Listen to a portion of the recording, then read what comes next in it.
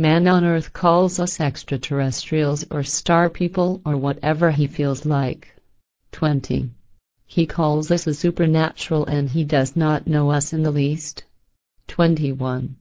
In reality we are human beings just like the Earth humans, but our knowledge and wisdom are far superior than theirs, also in technical respects. 22.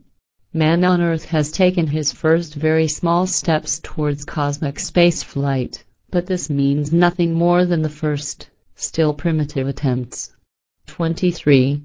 Even though he has reached the moon with his rockets, man has not yet reached cosmic space. 24. In his current form he also would never be able to reach it. For this, a propulsion system capable of penetrating hyperspace and nullifying the immense distances is necessary. 25. Space and time are not conquered by space and time, but by spacelessness and timelessness, which means that space and time collapse within themselves and become unidirectional null-time. 26. In this way, just fractions of a second suffice for the passage through millions of light years without almost any time loss, because null time paralyzes space and time. 27. Many frauds and charlatans claim to be in contact with human beings from other planets in your solar system, and even to have flown with or in their beam ships. 28. This is nothing but a lie, for most of the stars they mention and their planets are so desolate that human life cannot exist there. 29. Other planets, on the other hand, have long since ceased to support life, or else they are in their first stages of development. 30. Other solar systems, however, harbor a number of various life forms, and not only human life. 31. The forms of life are diverse, human as well as animal. 32. Many faunal or even floral life forms have also reached highly advanced levels of existence. 33. So there are species that have acquired much knowledge and have freed themselves from their environment. They travel through space and also occasionally come to Earth. 34. Many of them are rather unpleasant creatures and live in a certain barbarism that frequently is nearly as bad as the terrestrials. 35. One must be on one's guard from them because they often attack and destroy everything that gets in their way. 36. Often they have destroyed whole planets or forced their inhabitants into barbaric slavery. 37. This is one of our tasks. 38. To warn the people on Earth of these creatures.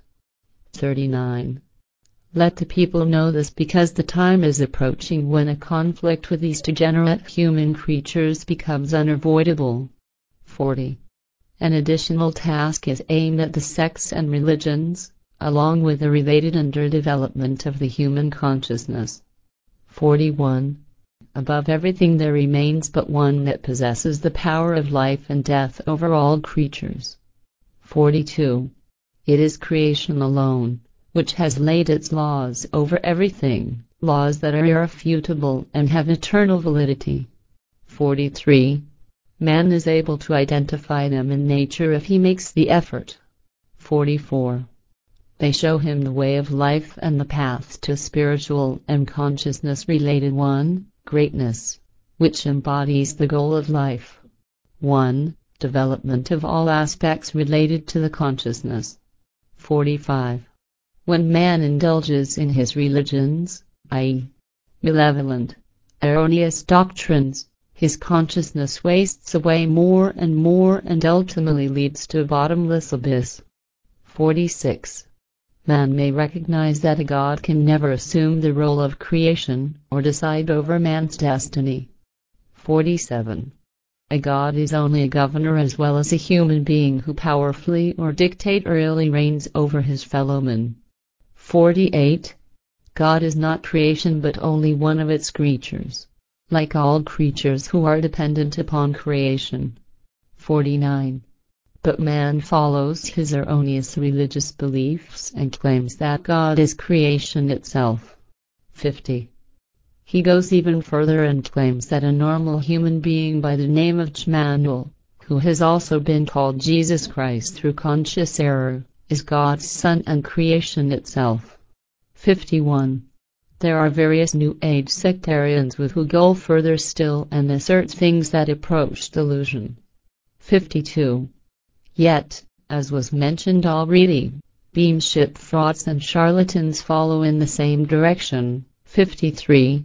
Quite clearly, they put out the lie to the world that we, or our brothers and sisters from other parts of the cosmos, are coming as angels and the like upon direction from God, whereby they mean creation, to bring terrestrial mankind the long-desired peace, the truth of religion and the God's protection and commands.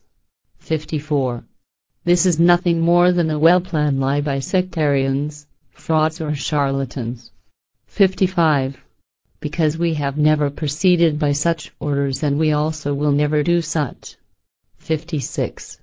Creation itself never gives commands because it embodies the greatest power in this universe, and never has to resort to commands or religions.